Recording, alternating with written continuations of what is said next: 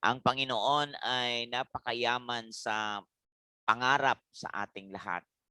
Kasi gusto niya talagang ma-develop sa buhay natin. Sabi ng Genesis 27, no, Genesis 27, na ito istorya ni Isaac na binitawan niya ang pagpapala kay Jacob.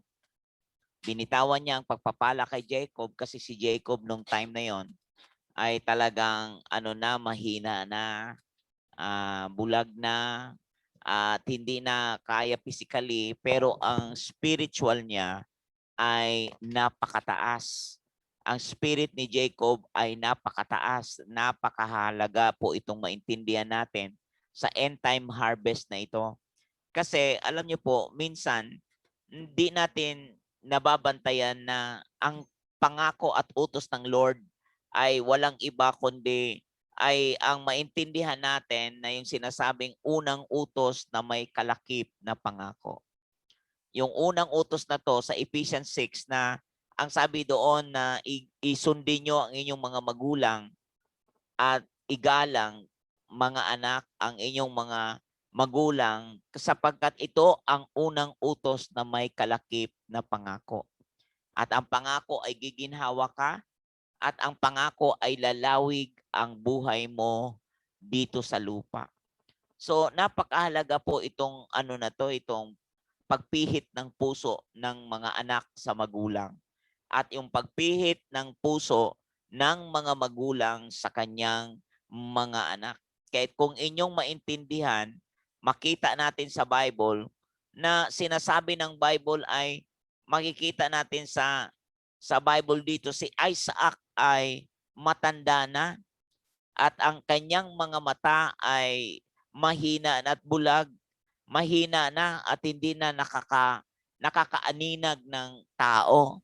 Kaya sinabi niya na kay Esau na ikuha mo ako ng pagkain kasi hinug na ang panahon na kailangan kitang ipasa ang blessing, sabi ng verse 4. Prepare a savory dish for me such as I love and bring it to me that I may eat, so that my soul may bless you before I die. Eh may kita nyo po yung blessing napakahalaga. At alam nyo po ba, somehow, ay talaga naman nakuha ito ni Jacob.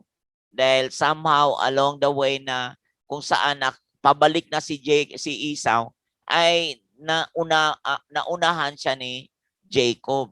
Kaya may kita nyo po, nung time na yon, nang naipasa niya na ang salita o pagpapala na binitawan ni Isaac. Okay, binitawan ni Isaac sa Genesis 27 verse 23. So he blessed him, no? Kaya may kita nyo po na i-bless niya si Jacob, i-bless niya rin si Esau.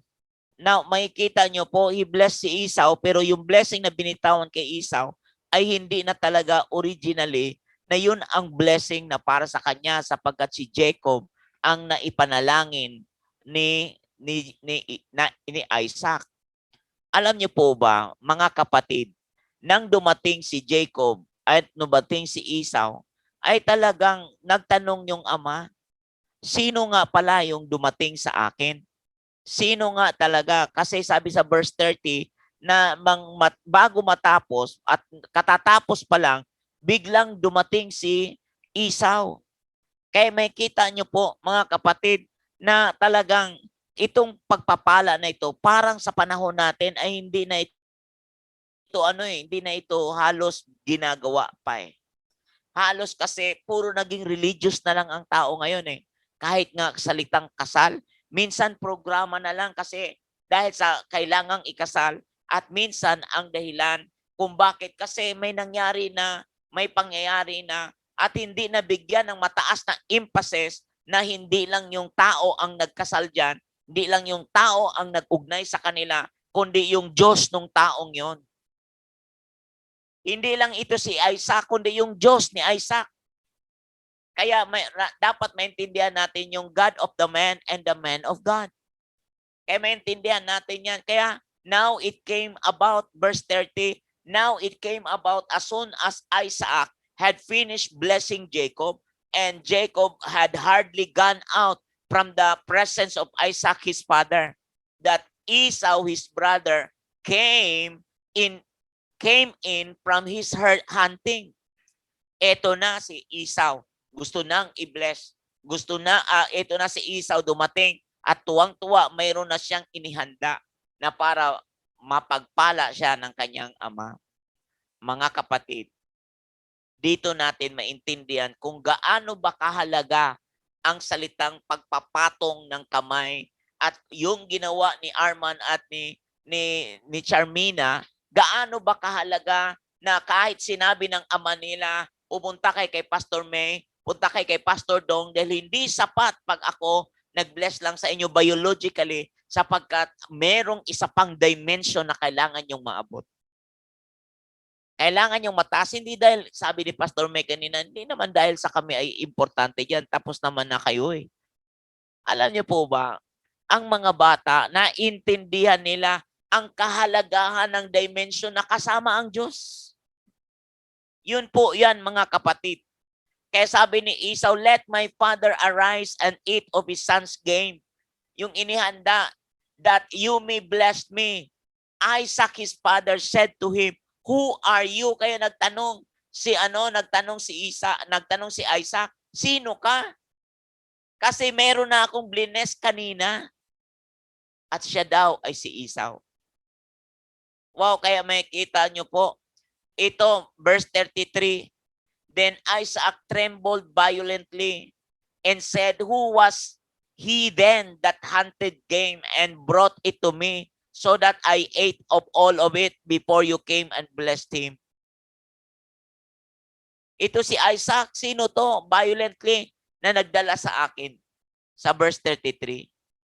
Oh, yes, he shall be blessed. No, di na talagang blessed na talaga. Nabitawan niya na ang dapat mabitawan. Esau's blessing is Esau's blessing, and Jacob's blessing is Jacob's blessing. Yan itong yung isang mahalaga ditong makita natin. When Esau heard the word of his father, tingnan niyo po kung gaano ka matindi ang puso ni Esau, na talagang merong tinatawag na intense, merong tinatawag na it's badly needed kay Esau. Ganon kahalaga ang pagpapala ng mga magulang sa kanyang mga anak. Sa atin panahon ngayon, mahalaga pa ba to? Puro parang programa na lang eh. Minsan minamadali ka pa. Minsan pinagmamadali ka pa, mabitawan na yung kasal na yan, Minsan kasal o whatever na pagpapala na yan. Alam nyo po, ito si Esau, may kasamang na umiyak. He cried out with an exceedingly great and bitter cry. Sa ibang version, he vehemently cried.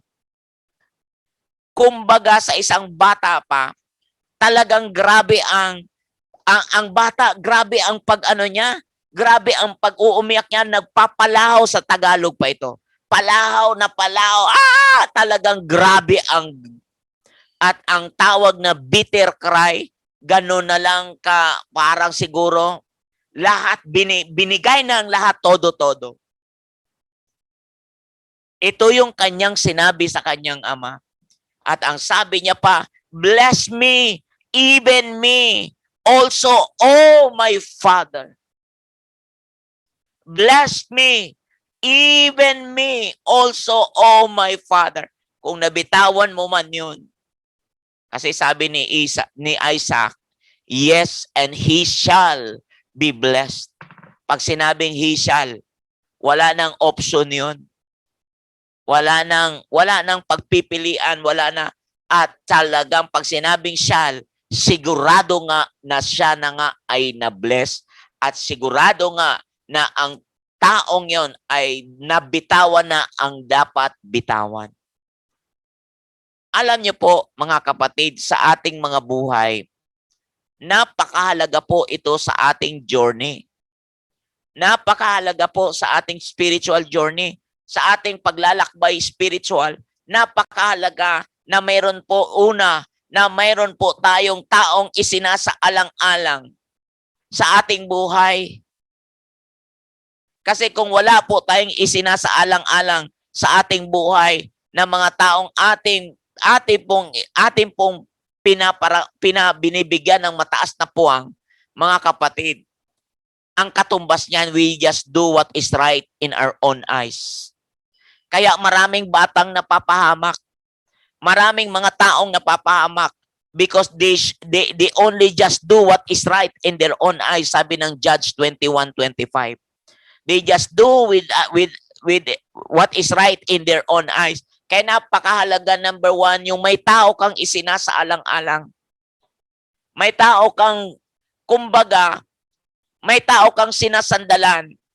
May tao kang pinaghuhugutan na magsasabi sa iyo kung ang iyong ginagawa pa ba ay napapaloob sa kalooban ng Diyos, ay nakapaloob pa ba sa kalooban ng Diyos, o ang ginagawa mo ay outside God's will. Bakit si Samuel kailangan ng Eli? Tingnan niyo po. Kasi, bakit si Samuel kailangan ng Eli? Dahil nung si Samuel, nakarinig na ng panawagan ng Panginoon. Kasi, nung time na yon, nasa 1 Samuel chapter 2 to sa chapter 3. Nang time na yon, ang lagi niya lang naririnig sa temple ay ang tinig ni Eli. Tinig ni Eli. Tinig ni Eli. Boses ni Eli. Boses ni Eli. At alam niyo po ba, isang araw ay narinig niya mismo ang pagtawag ng Panginoon. At 3 beses siyang lumapit kay Eli. 3 beses siyang lumapit kay Eli at sinasabi niyang, tinawag niyo po ba ako? Sabi ni Eli, hindi. Tinawag niyo po ba ako? Bumalik ka sa pagtulog mo, tinawag niyo po rin ba ako? Hindi. Tinawag niyo rin po ba ako? Hindi. 3 beses. Kaya kung makikita niyo po, ang sabi ni Eli, kapag tinawag ka ulit, kausapin mo siya at sabihin mong, here I am. Alam niyo po, bakit kailangang may tao tayong isaalang-alang sa buhay natin? Kasi ang mga taong ating isinasaalang-alang na binigyan natin ng mataas na puwang na magsalita sa buhay natin, ang mga taong yan, nasa kanila ang password, nasa kanila ang key point, nasa kanila ang tinatawag na, nasa kanila ang access na sabihin sa atin kung ano ang kalooban ng Diyos, kung ang kalooban ng Diyos sa buhay mo. Nasa kanila ang access. Kahit napakahalaga na meron po tayong kliyente. At ang mga kliyente na yan, sila rin po yung open door mo. Open door mo para i-open ka sa ibang supplier. Kung ang pag-uugali mo ay hindi tama, bakit kita bubuksan ng mga panibagong access? Bakit ko bubuksan sa iyo ang door ng aking influence? Bakit ko ipapakilala sa iyo ang aking mga circle of influence? Mga ibang supplier na mga the best kung ang iyong pag-uugali ay hindi tama? Kaya nga mga kapatid, kung meron kang isinasaalang-alang sa buhay mo, ang mga taong ito, ang susi para ang password na marinig mo ang tamang salita. Marinig mo ang tamang salita. Marinig mo ang tamang mensahe. Marinig mo ang tamang lugar kung saan ka pagkakagamitan ng Diyos. Kung saan ka mapakinabangan ng Diyos. Kung saan ka mapakinabangan ng bansa. Kaya nga po si Joseph, wala pong Egypt na maligtas sa gutom kung wala pong Joseph na nagbukas ng access para iligtas sa gutom ang lahat. Kasi si Joseph ang access. Alam niyo po, kahit nung time na yon na si Jacob, nasa Genesis po ito. No? Sa Genesis 37, 38, 39. Nung time na yon sa Genesis 32, si Jacob kinakausap ng Diyos. At kahit kinakausap ng Diyos, dumating din ang punto na pumihit ang panahon, si Jacob, hindi na siya ang nakausap ng Diyos, ang kinausap ng Diyos ay si Joseph. I tell you, bakit ganon ka-sensitive si Joseph? Kasi meron pong taong nagsasalita sa kanyang tabi.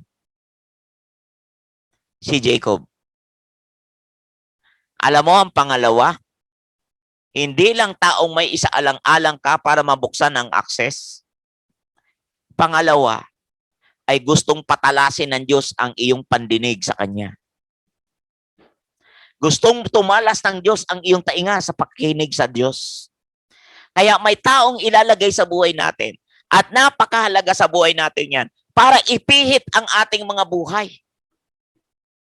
Ang tanong, gaano ka ka-ready magpapihit? Alam mo, it takes humility in the inside for us to allow somebody to speak directly to us. It takes humility. It takes a lot of faith to allow somebody to handle us. And it takes a lot of enlightenment. Kaliwanagan. Sapat na kaliwanagan para makita mo ang mga bagay na supernatural. At hindi po yan mangyayari kung wala po na mga tao na ginamit ng Diyos. Kaya sinabi ng Jeremiah 3:15, ako ay magpapadala ng mga tao after my own heart. Ng shepherds, ng pastor, after my own heart, ng parents in the Lord, after my own heart, to feed you knowledge, to feed you understanding. Kaya napakahalaga ang enlightenment.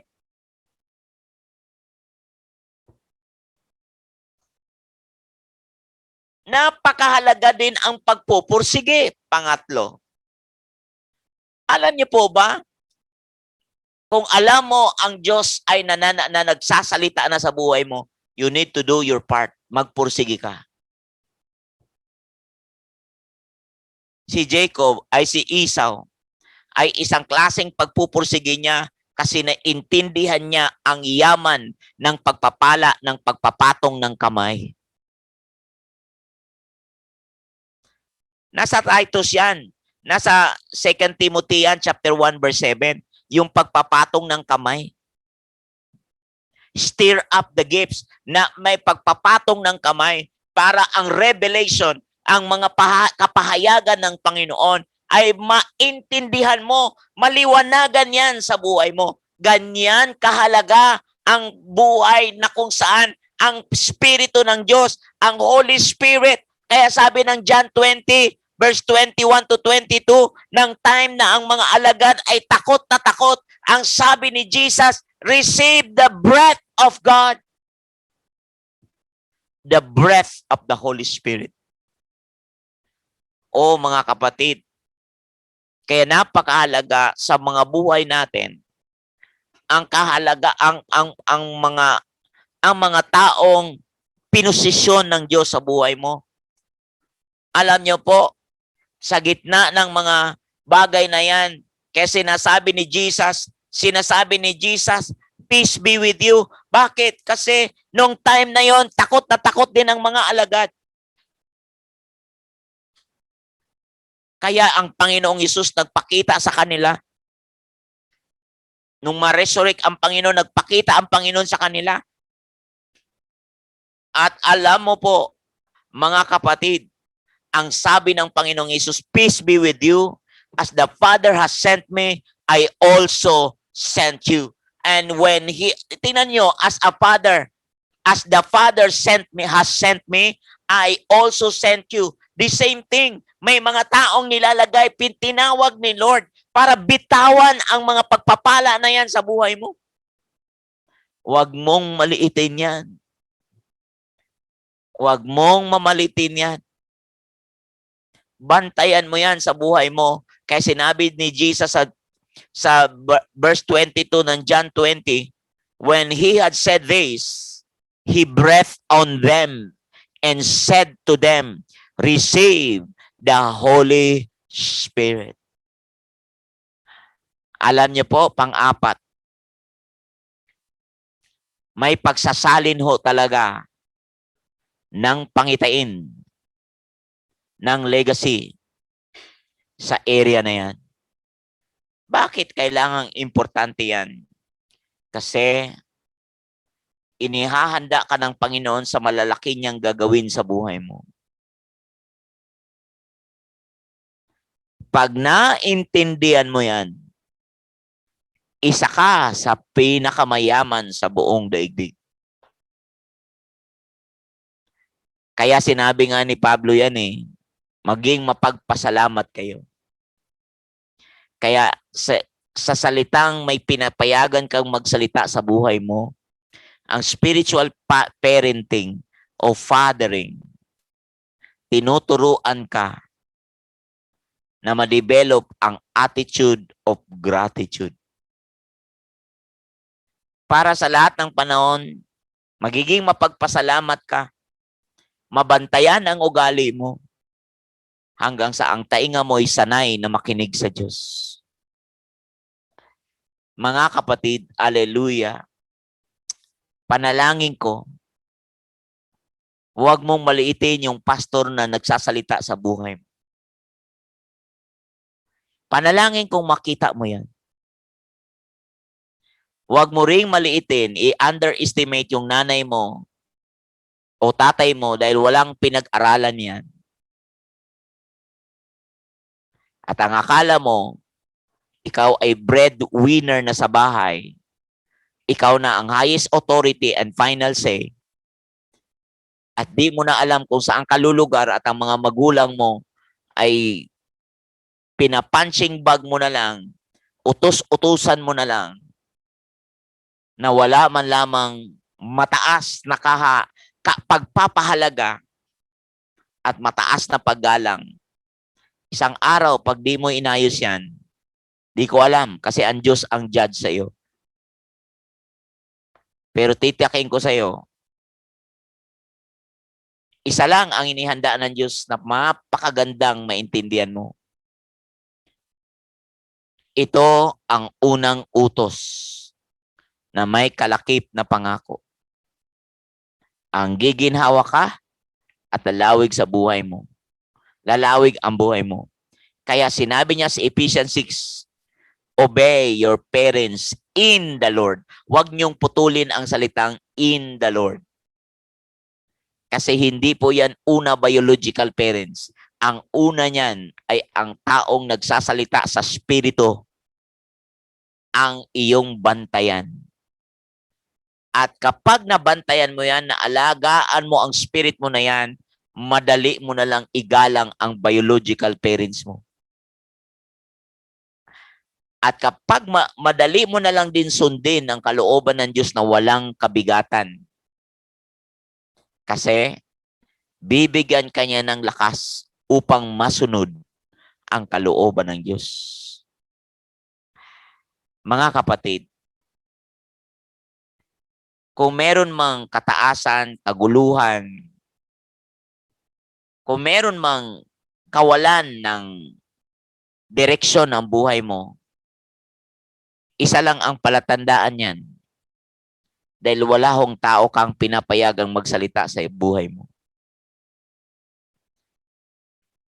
Kung walang direksyon ng buhay mo, di mo alam ang purpose ng buhay mo, di mo alam kung saan ka pipihit sa buhay na ito, isa lang ang kailangan mo. Kailan mo pinayagan ang Diyos magsalita sa buhay mo sa pamamagitan ng lingkod niya? Kailan? Hallelujah. Panalangin ko sa Panginoon sa oras na ito ay makita mo to, maintindihan mo ang layunin na ito, mayakap mo ang katawagan na yan. Kung si Esau ay gano'n na lang katindi ang pagsusumamo niya, Ama, i-bless mo rin ako. Pagpalain mo rin ako, hindi lang ang aking kapatid. Pagpalain mo rin ako, Ama. Kasi si Isaac, di lang niya biological na ama, kundi si Isaac ay spiritual father niya rin. Kaya hindi niya lubos maisip na sa kanyang pag-compromise ay ganito ang consequence, ang maunahan siya. Si Jacob naman, hindi rin lubos niyang maisip sa edad na 97, hindi niya lubos maisip na yung kapatid niya si Esau, akala niya galit pa rin sa kanya. Pero siya po, si Esau, ay umaman na rin, pinagpala, at siya pa ang nagsabing, miss na miss kita, Brother Jacob. At sa oras na ito, ang kapayapaan ng Panginoon ang sasambulat sa mga taong Diyos ang kanilang Panginoon.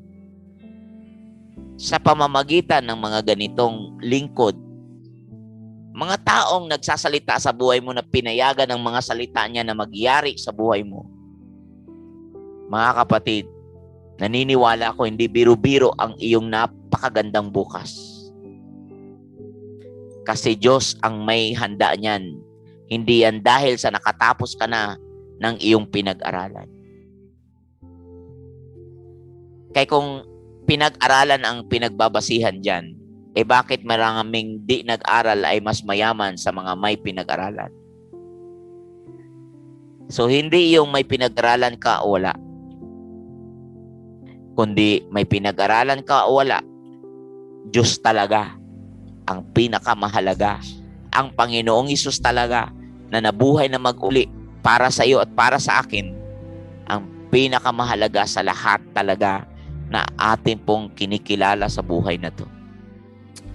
O Panginoon, pagpalain mo ang aking kapatid. Lord, hallelujah.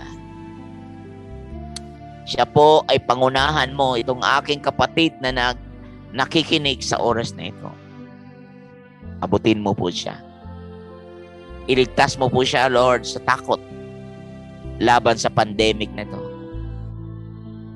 Iligtas mo po, Panginoon, ang aming bansa. Iligtas mo, Lord, ang bawat pamilya na meron ngayon na nakikinig. Lord, iligtas mo po sa masama ang aming bansa. Iligtas mo po ang mga kabataan at bigyan mo sila ng kaunawaan kung gaano kahalaga ang marunong makinig, ang marunong magpakumbaba, ang marunong magparaya. Lord, abutin mo ang aking mga kapatirang nakaka-DLS, mga kaabangers, abutin mo sila, Panginoon. Oh, hallelujah! Sila po'y iyong yakapin, sila po'y iyong abutin, sila yakapin at parangalan sa iyong pangarap. Panginoon, ang sabi mo sa iyong salita sa pamamagitan ni Apostol Pablo, na kapag ang buhay namin ay nakatago sa iyo. Sabi mo sa Colossians 3, Panginoon, sa pamamagitan ni Apostol Pablo, na ang buhay naming totoo ay nakatago sa iyo. Ikaw naman talaga totoo ang aming buhay. At kapag naitaas ka, itatanghal mo rin kaming kasama mo at makakahati sa karangalan mo. Dahil ang espiritu ng pagiging anak ay nasa amin. Kaya Lord, isinusuko namin sa iyo ang aming buhay. Pagpalain mo ang bawat isa sa amin. Palain mo ang aming bansa. In Jesus' name. Amen.